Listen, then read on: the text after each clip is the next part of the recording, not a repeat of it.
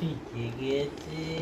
এরকম করে নিতে হয়, দেখ এরকম করে নে, এরকম করে মা, এই দেখ এরকম করে ভাতটা নে, ভাত নে, খা। ভাত নে এরকম করে, ভাত নে এরকম করে, এইরকম। হ্যাঁ হ্যাঁ, মাথা মাথা নিচে নামাও, মাথা নিচে নামাও। হ্যাঁ একটু বেশি করে নিবি, আর একটু। হ্যাঁ, হ্যাঁ, একটু আলু খাও, একটু ফুলকপি খাও।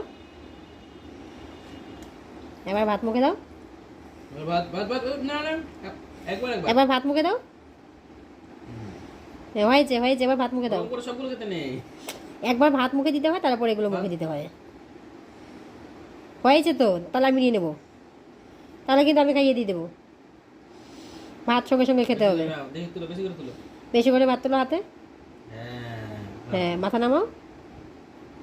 হ্যাঁ, এইভাবে বাবা, শিখে গেছে। এইভাবে সবগুলো শেষ করো, ঠিক আছে?